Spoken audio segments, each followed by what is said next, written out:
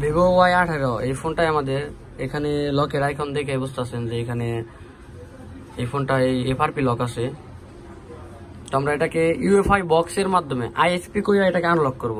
তো আমাদের আইএসপি যে পিন আউট গুলা এই দেখেন, এই যে সিপিইউ আইসির নিচে এখানে হলো সিএলকে, সিএমডি আর ডেটো, এই তিনটা লাইন জাম্পার করার পরে আর একটা গ্রাউন্ড জয়েন করবো।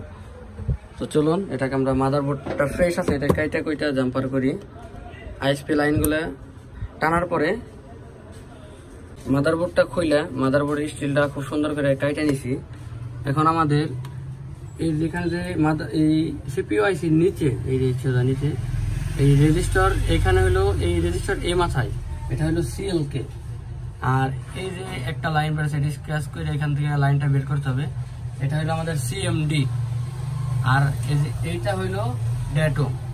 এগুলা সুন্দর করে ব্লেড দিয়ে স্ক্র্যাচ করে তারপর আমাদের এগুলা লাইনগুলো বের করতে হবে খুব সুন্দর করে। বের করার পরে আমরা এখানে লাইনগুলো জাম্পার করে দেব। আইএসপি আমাদের যে আইএসপি লাইন, এই লাইনগুলো কমপ্লিট। তো আমাদের সিএমডি, সিএলকে, ডেটো এই তিনটা লাইন করার পরে আমাদের এক্সট্রা যে গ্রাউন্ড লাইন, এই লাইনটা মূলত দিতেই হবে। এটা না দিলে ডেড হওয়ার চান্স আছে ফোন, এবং ডেড হতে পারে। এই যে গ্রাউন্ডের লাইন ডেটো, সিএমডি, সিএলকে, গ্রাউন্ড আমাদের এখানে লাইন জাম্পার করা হয়েছে। আমরা এটাকে এখন ইউএফআই বক্সের মাধ্যমে কানেক্ট করব। এই যে আমাদের যে ইউএফআই আমাদের ইউএমসি টুল বক্স আছে, এটা ওপেন করার পরে এই যে এখানে ডাইরেক্ট এমএমসি আইএসপি এখানে ক্লিক করে দেওয়ার পরে এই বাস ওয়াইট হবে 1 বিট আর ক্লক স্পিড হবে 24 মেগাহার্টজ, আর এই দুইটা এখানে অটো থাকবে। আর এখানে আমরা কানেকশন করার পরে আমরা চার্জিং কেবলটা ঢুকিয়ে দেব। আমাদের ভিসিসি আর ভিসিসি কিউ এই দুইটা অটো থাকবে এর কারণে। তো আমরা এখন এখানে আইডেন্টিফাই ইএমএমসি দিব।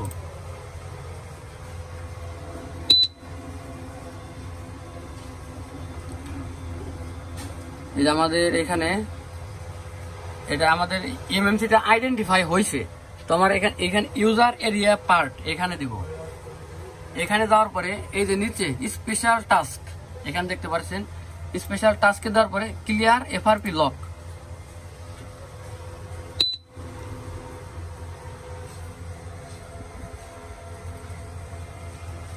এই যে আমাদের ক্লিয়ার এফআরপি লক ডান, আমাদের এফআরপি লকটা ক্লিয়ার হয়ে গেছে। এখন এখানে আমরা আইডেন্টিফাই ইএমএমসি দিয়ে আরেকবার আইডেন্টিফাই ইএমএমসি দিব, দেওয়ার পরে এটা আমরা খুলে নিব। শেষ, আমাদের যে ইউএফআই বক্সের যে কাজটা ছিল এটা টোটালি শেষ। এখন এখানে যে আইএসপি যে লাইনগুলো আমরা করছি, এই লাইনগুলো খুব সুন্দর করে খুলতে হবে, বেশ করে এই রেজিস্টারের এই মাথায় যেটা আছে এইটা, কারণ এগুলা যদি কোনো ধরনেরই হয় মানে রেজিস্টার মেরমোর খায় তাহলে কিন্তু এই ফোনটা ডেড হয়ে যাবে। এখন ফোনটা ওপেন করছি, আইএসপি লাইন খোলা শেষ। এখন হলো ফোনটা ওপেন হওয়ার পালা। ফোন ওপেন হয়েছে।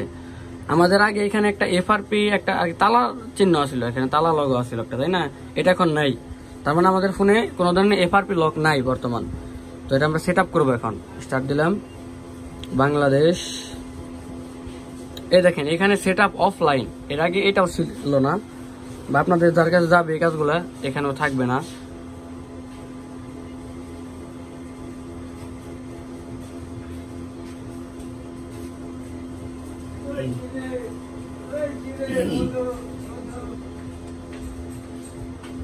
আমাদের ফোনটা ওপেন হয়েছে, হোম স্ক্রিনও আসছে। তো এখানে এটা আমরা চেক করবো যে এটা অ্যান্ড্রয়েড কত ভার্সন দেওয়া আছে এই ফোনটায়।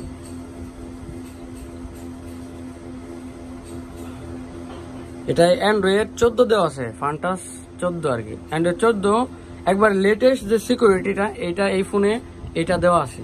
তো thanks for watching Robin GSM unlocking.